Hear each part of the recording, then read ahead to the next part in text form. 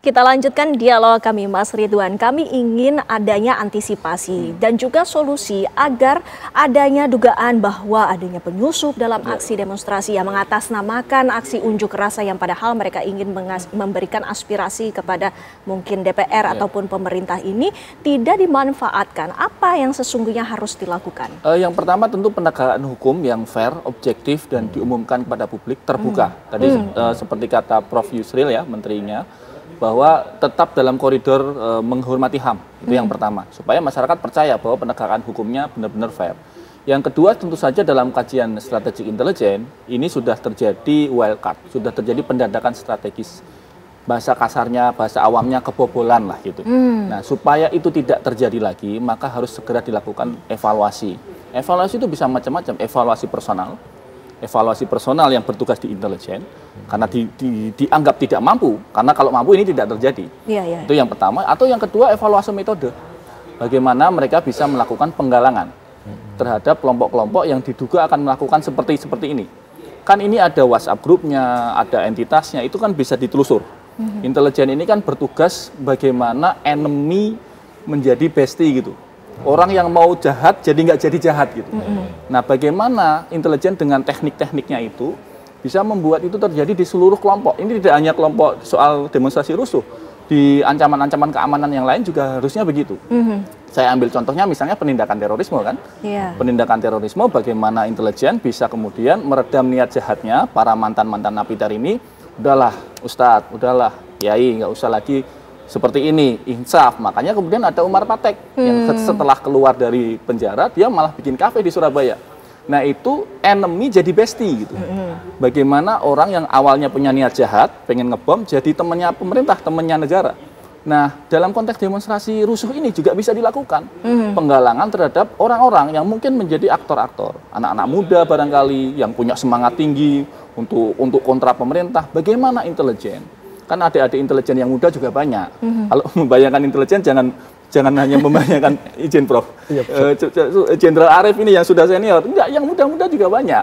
Yang muda-muda yang usia Gen Z itu juga banyak dan mereka tahu bagaimana kemudian mendekati seusianya begitu. Nah, ini saya kira kebijakan pimpinan intelijen yang kita harapkan berubah. Artinya data itu sudah dimiliki, namun apa yang menjadi kendala sehingga ini tidak bisa segera untuk dieksekusi? Saya tidak bisa menjawab itu, karena saya kan pengamat intelijen, saya bukan bagian dari organisasi intelijen. Yang bisa menjawab itu tentu Kepala BIN, Bapak Jenderal Herindra misalnya, atau Kaba Intelkam, atau Kabais, Letjen Yudi. Kalau saya di luar, saya melihatnya secara ideal harusnya bisa dicegah, karena tanggal 25 itu sudah ada rakyat kecil gitu. Ada waktu 26, 27, 2 hari itu sangat cukup untuk melakukan pencegahan. Ini logika akademis, logika kampus. Jadi tentu yang Windy ini harus kejar pertanyaan ini ditanyakan kepada para pimpinan intelijen. Ya baik, mungkin bisa dijawab dulu dengan Pak Arief yang saat ini sudah hadir bersama kami. Jadi begini, data-data itu sebetulnya sudah dimiliki oleh pihak Polri di level apapun. Karena tugas intelijen keamanan Polri itu kan sebetulnya yang disampaikan Mas Ridwan tadi, melaksanakan penyelidikan, penggalangan, dan pengamanan. Jadi semua data itu nanti akan dipetakan menjadi karakteristik kerawanan daerah. Kemudian polisasat, daerah-daerah rawan termasuk yang berpotensi menimbulkan ancaman faktual. Nah, polisi itu sendiri, intelijen polisi itu sendiri bukan hanya sekedar lidik pamgal tadi, tapi bisa juga diambil dari laporan-laporan yang secara rutinitas dilaksanakan oleh Babin Kaptimas. Babin Kaptimas itu bergerak sampai ke pelosok-pelosok, sampai ke desa-desa, sampai ke lurah-lurah, sampai ke frontliner, ke masyarakat.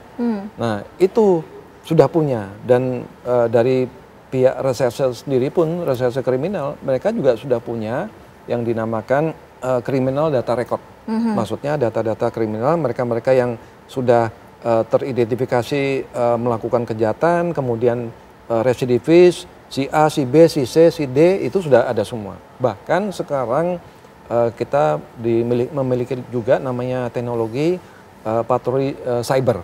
Patroli cyber itu mereka berpatroli di dunia maya.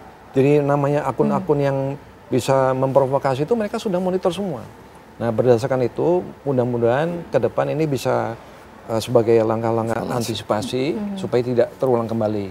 Demikian Mbak Windy. Ya, bentuk antisipasi juga harusnya dilakukan oleh pemerintah dan juga Dewan Perwakilan Rakyat. Bagaimana solusinya agar hal ini juga tidak ada lagi yang memanfaatkan situasi, Prof. Lili? Ya, saya kira ada beberapa hal. Yang pertama, sebagai bentuk pelajaran dari kemarin, baik DPR maupun pemerintah harus responsif setiap ada tuntutan.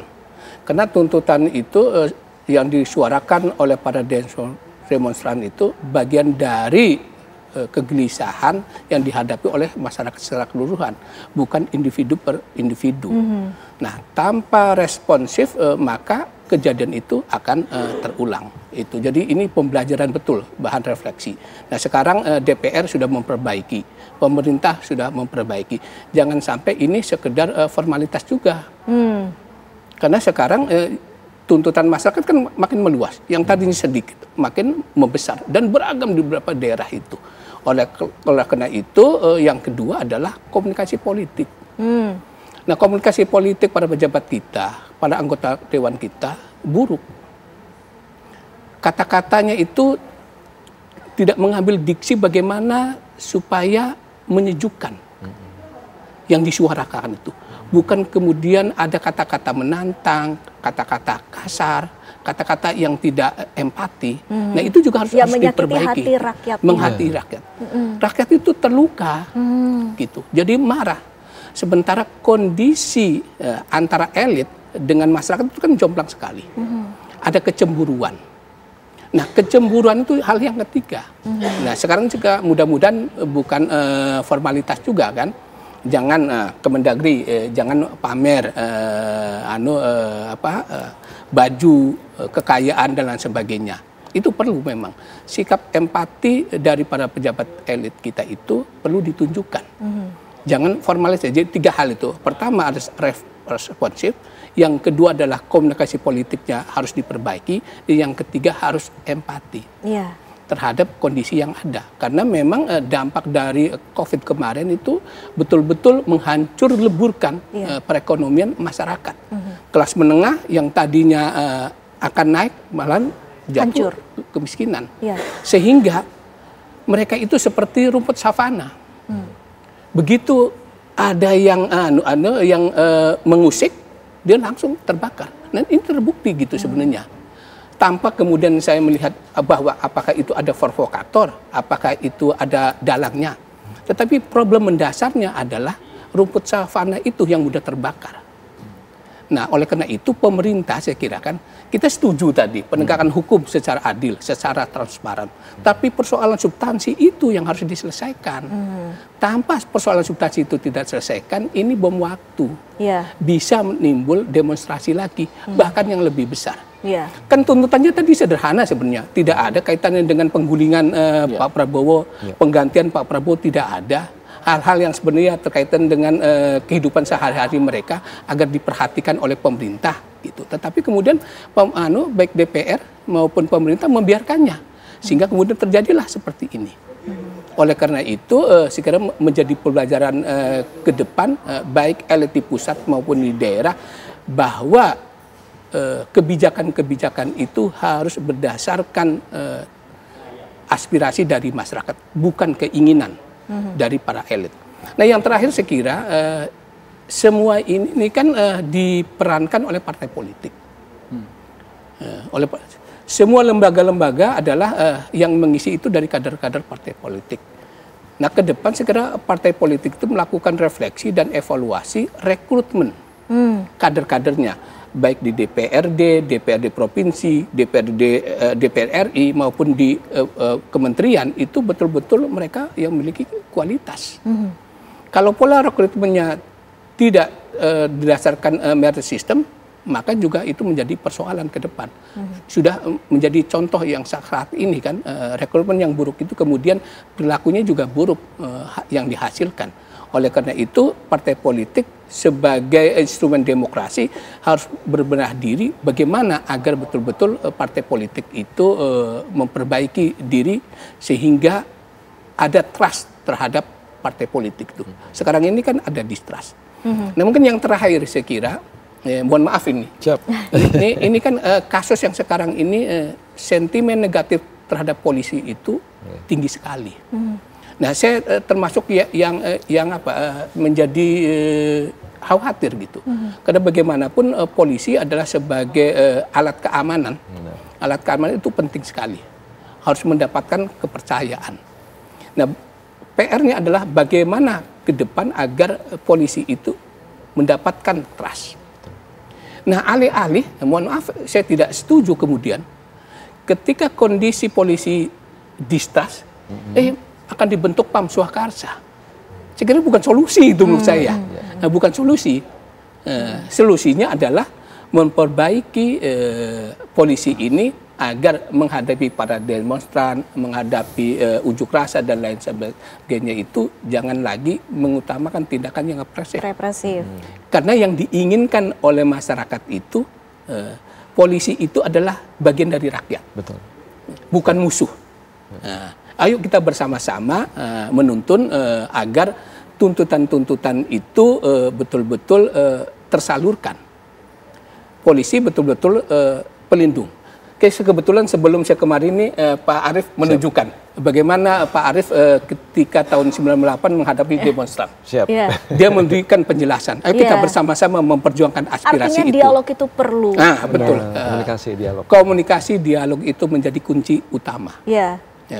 Ketika tidak ada dialog, maka sumber kerusuhan itu akan timbul. Nah, ini kemudian yang dimanfaatkan oleh para provokator, oleh para dalang yang mengeruk keuntungan di balik itu. Karena akhirnya ikut tergerak. Ikut tergerak. Gitu. Baik. Jadi sekali lagi sebagai simpulkan, sebagai harapan, baik pemerintah maupun kepolisian jangan salahkan para demonstran itu.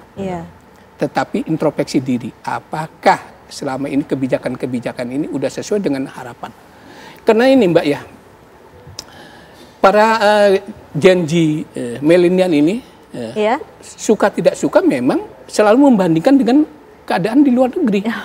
Tapi kita harus fokus kepada dalam negeri saja. Ya, kita harapkan bahwa bom waktu itu dapat dijinakan sehingga semuanya bisa diantisipasi dan juga ada solusi terbaiknya bagi negeri ini. Terima kasih Bapak-bapak, sayang sekali waktunya sudah habis. Terima kasih di Apa Kabar Indonesia Malam telah hadir bersama kami. Selamat malam. Dan pemirsa, kami masih akan kembali selepas jeda untuk menghadirkan informasi mengenai supporter timnas Garuda Muda yang sudah mulai memenuhi Stadion Gelora di Sidoarjo, Jawa Timur. Kami akan hadirkan kabarnya sesaat lagi.